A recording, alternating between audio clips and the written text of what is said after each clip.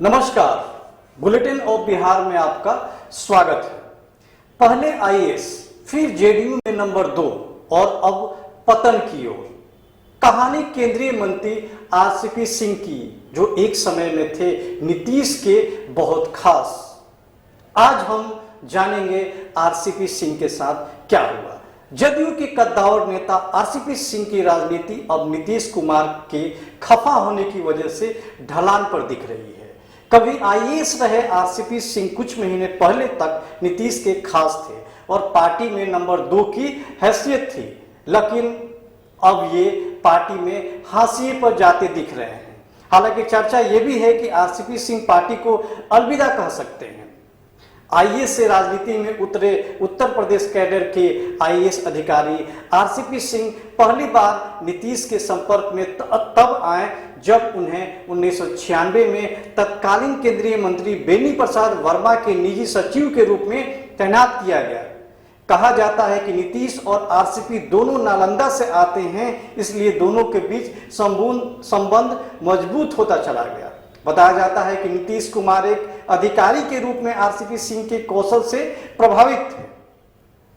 जब नीतीश केंद्र में आए और अटल सरकार में रेल मंत्री बने तो आरसीपी उनके विशेष सचिव बने। नवंबर 2005 में नीतीश कुमार जब बिहार के सीएम बने तो आरसीपी भी बिहार चले आए।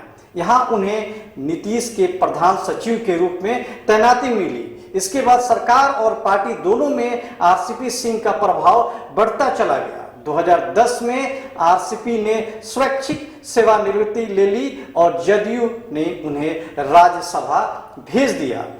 उन्हें 2016 में फिर से नीतीश ने राज्यसभा भेजा, जिसका कार्यकाल अभी चल रहा है। जेडीयू में नंबर 2 आरसीपी सिंह जिस समय जदयू में आए थे तब पार्टी पर उनकी पकड़ बढ़ रही थी। पार्टी के कई भरोसेमंद नेता नीतीश से खफा होकर पार्टी छोड़ चुके थे या छोड़ने की तैयारी कर रहे थे। इनमें आज के जदयू के राष्ट्रीय अध्यक्ष ललन सिंह भी शामिल थे, जिनकी आरसीपी सिंह से 36 का आंकड़ा है। उपेंद्र कुशवाहा, जॉर्ज फर्नांडिस, शरद यादव, ये वो बड़े नाम हैं जिन्होंने पार्टी को अलविदा कह दिया था। इसके बाद ललन सिंह और कुशवाहा तो पार्टी में लौटे, लेकिन शरद यादव नीतीश से ऐसे दूर हुए कि दूर ही रह गए।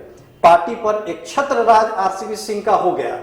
कहां से शुरू हुई नीतीश से दूरी, अब आइए इस बारे में बात करते हैं। कहा जाता है कि जिस जदयू नेता की राजनीति दिल्ली में मजबूत हुई, नीतीश ने उसे अपना पावर दिखा दिया। दरअसल मोदी सत्ता में आए तो उन्होंने सहयोगी पार्टियों के लिए एक मंत्रिपरिषद की सीट रखने का फैसला किया।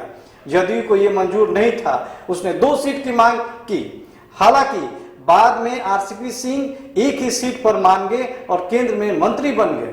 यहां आकर उन्होंने पार्टी से अलग अपनी छवि बनानी शुरू कर दी। उधर पार्टी में प्रशांत किशोर का आगमन हो चुका था। पार्टी में वर्चस्व की लड़ाई शुरू हो गई। ललन सिंह भी वापस लौट चुके थे। अब पार्टी पर आरसीपी की पकड़ धीरे धीरे कमजोर पड़ने लगी थी। अब तो राज्यसभा का टिकट भी कट गया है। इसके बाद आरसीपी सिंह का नाम लगातार विवादों में आने लगा। बाहुबली विधायक अनंत सिंह के मामले से लेकर मुंगेर केस तक में इनकी बेटी और आईपीएस लिपि सिंह की भूमिका को लेकर सवाल उठते रहे। इसी बीच पार्टी के राष्ट्रीय अध्यक्ष की कुर्सी ललन सिंह के पास चली गई। ललन सिंह नीतीश के एक समय में काफी करीब थे और उनका अपना जनाधार भी है, लेकिन आरसीपी सिंह के पास जनाधार नहीं है। ललन सिंह के पास जब पार्टी की चाबी आई तो दोनों के बीच विवाद होने लगा। यूपी चुनाव के समय बीजेपी जदयू का गठबंधन नहीं हो पाया, जिसके लिए भी आरसीपी को ही जिम्मेवार माना गया। दोनों के बीच विवाद चलता ही रहा। इसके बाद जब राज्यसभा चुनाव का समय आया तो नीतीश ने आरसीपी सिंह का पत्ता ही काट दिया।